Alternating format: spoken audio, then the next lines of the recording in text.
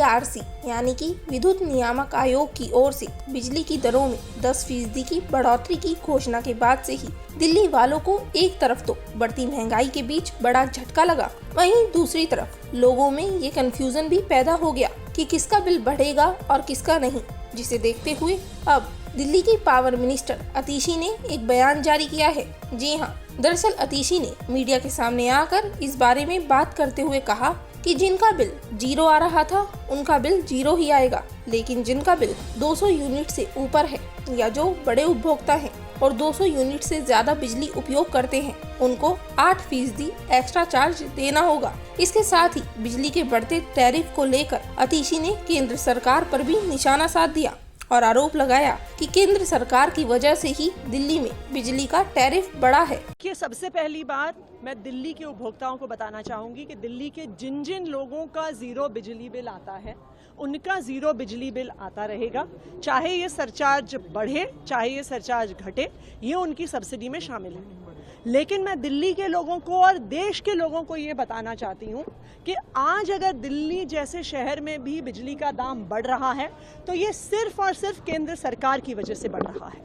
PPAC यानी power purchase agreement cost जो 10 साल के लिए फिक्स होती है, लेकिन चाहे DRC हो या चाहे देश भर में कोई भी इलेक्ट्रिसिटी रेगुलेटरी कमीशन हो, वो हर कुछ महीने बाद इस पावर परचेज की कॉस्ट को असेस करती है और बिजली कंपनियों को उस हिसाब से 3 महीने के लिए सरचार्ज घटाना बढ़ाना अलाउ करती है। आज क्यों दाम बढ़ रहा है?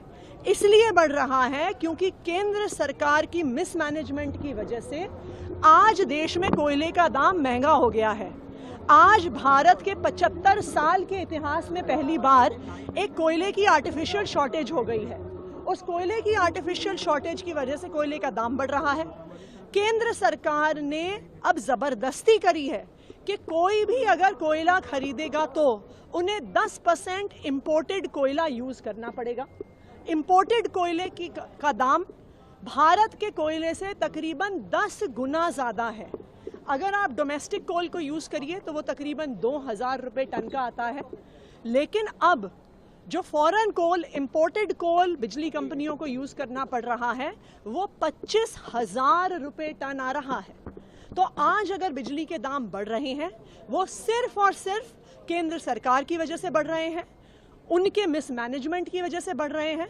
और हम तो ये भी जानना चाहेंगे कि जो कोल इंपोर्टर्स हैं उनकी केंद्र सरकार की उनकी साथ क्या साठगांठ है कि 10 गुना दाम पर वो जबरदस्ती कर रहे हैं कि कोयला खरीदना पड़ रहा है। जिनके बिजली के दाम उनके ये दाम बढ़ेंगे, आप ये कह रही हैं? मतलब 200 यूनिट से ज्यादा वालों का कितना असर पड़ेगा मैम, अगर इसको थोड़ा सा बता दें। समझना चाहते थी तो लोगों के बिल पे कितना असर पड़ेगा, यूनिट वाइज भी ये थोड़ा बिल वाइज भी आप तो देखिए, जिनके 200 यूनिट तक के फ्री बिजली बिल आते हैं उन पर कोई असर नहीं पड़ेगा, लेकिन जिनके बिल बिना सब्सिडी के आते हैं उनमें पर यूनिट कोई फर्क नहीं पड़ेगा क्योंकि टैरिफ्स तो ऑलरेडी फिक्स्ड हैं।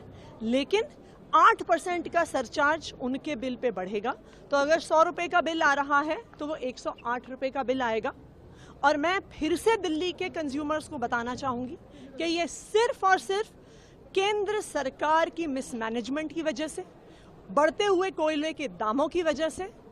और मैं ये पूछना चाहूंगी केंद्र सरकार से कि क्या आपकी कोल इंपोर्टर्स के साथ कोई साठगांठ है जो आप 10 गुना महंगा कोयला किसी भी बिजली के जो प्रोड्यूसर्स हैं, जो भी प्लांट, जो भी कंपनी बिजली बना रही है, उनके साथ आप जबरदस्ती कर रहे हो कि उनको 10% कोयला महंगे दामों पर खरीदना होगा ही होगा। सरकार फ्री में बिजली देती है, ये 8% बढ़ने के बाद आपको कितना और एक्स्ट्रा पे करना पड़ेगा?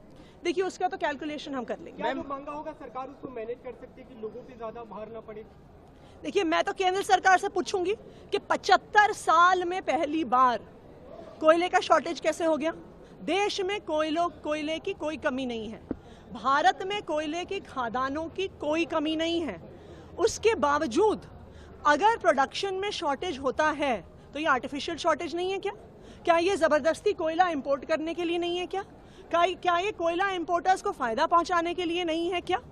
क्योंकि ये जो प्रोसेस है जिसमें हर 3 महीने बिजली के दाम के अनुसार ये सरचार्ज बढ़ भी सकता है, ये सरचार्ज घट भी सकता है। अगर बिजली का दाम कम होता है तो हर 3 महीने में ये सरचार्ज जो कैलकुलेट होता है ये एक डे टू डे प्रोसेस से कैलकुलेट होता है। तो 3 महीने के लिए सरचार्ज बढ़ भी सकता है, सरचार्ज घट भी सकता है। मैम एक और सवाल है ज्यादा देना जी। पड़ेगा लोगों को, आप ये कह रही हैं। जी मैम एक और 8%। सवाल ये है कि आम आदमी पार्टी जो कांग्रेस तो देखा आपने किस तरीके से दिल्ली की पावर मिनिस्टर अतिशी ने राजधानी में बढ़े बिजली के दामों के पीछे केंद्र सरकार को जिम्मेदार ठहरा दिया। वहीं इससे पहले दिल्ली सरकार ने बयान जारी करते हुए कहा था कि इस बढ़ोतरी से उपभोक्ताओं पर सीधा असर नहीं पड़ेगा। पावर परचेज एग्रीमेंट के तहत बिजली की कीमतें घटती बढ़ती रहती हैं। जैसे ठंड में बिजली सस्ती हो जाती है, जबकि गर्मियों में कीमत थोड़ी बढ़ जाती है। हर तिमाही समीक्षा में पावर परचेज एग्रीमेंट के तहत कीमतों में मामूली बढ़ोतरी या कमी होती रहती है। बहरहाल दिल्ली में बिजली महंगी होने के पीछे की वजह चाहे जो रही हो, लेकिन गर्मी के बीच बिजली बिल में बढ़ोतरी से आम आदमी को बड़ा झटका जरूर लगा है, क्योंकि गर्मियों में ही कूलर पंखे के इस्तेमाल से बिजली बिल में इजाफा होता है। Bureau report, people Bharat. देश दुनिया की हर खबर की जानकारी के लिए हमारे YouTube चैनल को सब्सक्राइब करें और बेल आइकन को दबाना ना भूलें।